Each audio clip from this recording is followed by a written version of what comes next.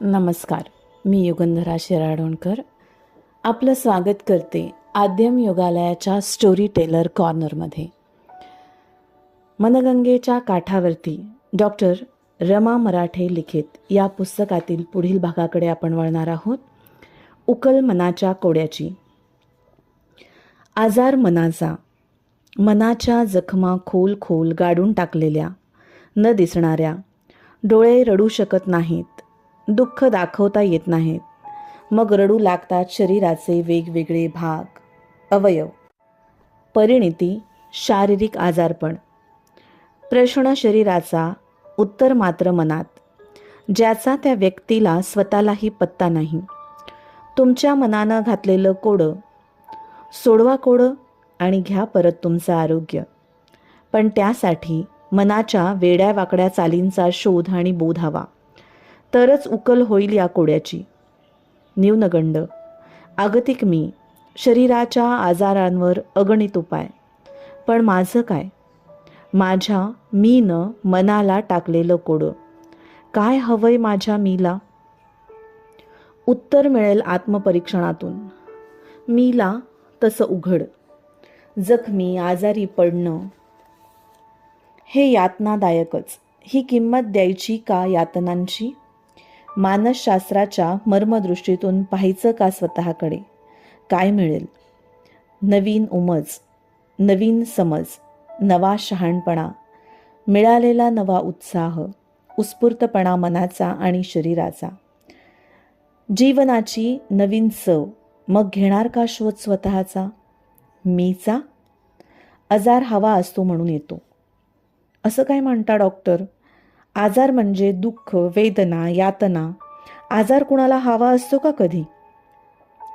तरीही माझं म्हणणं तेच कायम. आजार हवा असतो म्हणूनच येतो.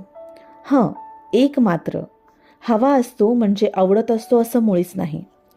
आवडत नसतो तरीही तो हवा असतो, कारण तो हलका करतो आपल्या मनातील असह्य ताण.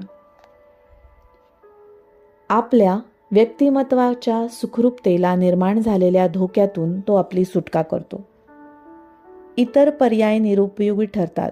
हाच एक मार्ग उपयुक्त ठरण्यासारखा असतो, म्हणून माणूस आजारी पडतो, स्वतःच्याही नकळत. फ्राईड मानसशास्त्राचा भीष्म पितामह. आजचं मानसशास्त्र हे बरंचसं फ्राईड प्रतिपादित विचारप्रणालीवरच आधारित आहे.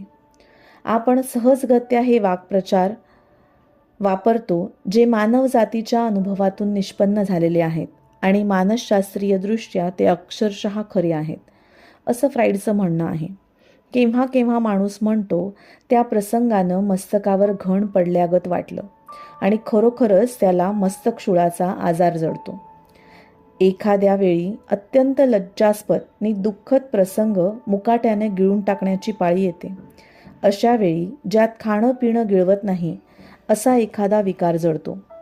काळीज फाटून जाण्यासारखं दुःख जेव्हा दाबून टाकलं जातं तेव्हा कित्येकदा एखादा काळजाचा विकार उद्भवतो. हातपाय गळून जावेत अशी एखादी घटना आणि ती निराशा नुकतीच दडपली जाते तेव्हा कधीकधी हातापायांना पांगळेपण आणणारं दुखणं निर्माण होतं.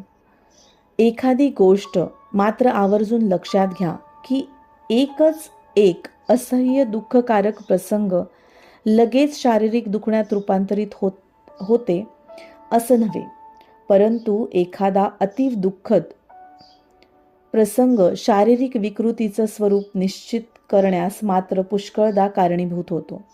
नंतर हा प्रसंग अंतर्मनात खोल गाडला जातो, त्या व्यक्तीच्याही लक्षात नसतो. बुजून गेलेल्या आठवणी पुन्हा जाग्या केल्या, त्या आठवणी जाणीवेतून का नाहीशा झाल्या होत्या याचं कारण शोधून काढलं आणि त्याची संयुक्तिक मीमांसा करून आपल्याला जे एवढं भयंकर वाटलं होतं ते खरोखरी तितकंसं भयंकर नाही आणि त्यापासून पळ काढणं आपल्या स्वास्थ्याला इष्ट ठरणारं नाही असं रुग्णाला पटवून दिलं की तो आपल्या मानसिक आणि मग शारीरिक दुखण्यातूनही बरा होण्याच्या मार्गाला लागतो, असं फ्राईडचं प्रतिपादन आहे. आणि असंख्य उदाहरणांनी सिद्ध झालेला आहे. माझ्या 31 वर्षाच्या वैद्यकीय व्यवसायात माझ्याही हेच अनुभवाला आलं की अनेक औषधोपचारांना दाद न देणारे हटवादी आजार अशा प्रकारच्या उपचारांसमोर मात्र नमतं घेतात. कारण मूळ तोडलं की फांद्या आपोआप गळून पडतात आणि त्या रुग्णाला आपुलीच आपणाला नव्याने ओळख होते. बाह्यमन आणि अंतर्मन हे आपल्या मनाचे दोन भाग आहेत. पहिलं बाह्यमन म्हणजे संज्ञ मन, आपल्याला जाणवणारे, विचार करू शकणारे, म्हणूनच विचारांचे, घटनांचे आघात प्रथम झेलणारे, जे साध्य फक्त 1 भाग असतं. दुसरं अंतर्मन म्हणजेच असंज्ञ मन, जे स्मृतींचं कोठार असतं.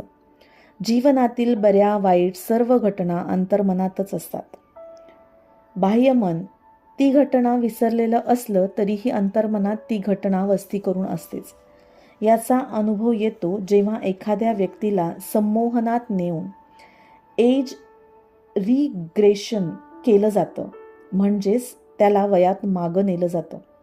त्यावेळी तो बाह्यमनाने विसरलेला प्रसंग त्या व्यक्तीला तपशीलवार जसाच्या तसा तितक्याच उत्कटतेने आठवतो. अंतर्मन कधीही काहीच विसरत नसतं. याचा फायदा करून घेता येतो, तसा ही शक्ती माहीत नसल्यास तोटाही होतो. बाह्यमन विचारी असतं, तसं शहाणही असतं. ते सुरक्षिततेसाठी आपला असा एक खास मार्ग अवलंबतं. असह्य, दुःखकारक, वेदनादायक अशी आठवण, जी भय, शरम, दुःख, अपमान अशा भावनांची कटू आणि सर्वतः नकोशी, असहनीय वाटत असते, ती आठवण हे बाह्यमन चक्क अंतर्मनात गाढून टाकतं. संज्ञ मनातून ती हद्दपार करण्यात येते, म्हणूनच त्याची जाणीव राहत नाही.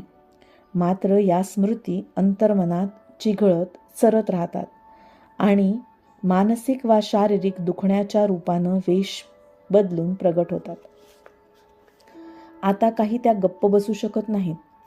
जसा आहे तसा हा प्रसंग प्रगट होऊ शकत नाही, कारण असह्य दुःखकारक असल्याने बहिर्मन त्याला पृष्ठावर येऊच देत नाही. उलट निकरानं विरोध करत राहतं.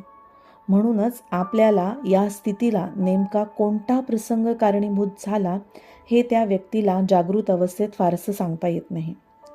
बाह्य मनाच्या या विरोधाला मानसशास्त्रीय परिभाषेत रेझिस्टन्स असं म्हणतात. म्हणूनच मग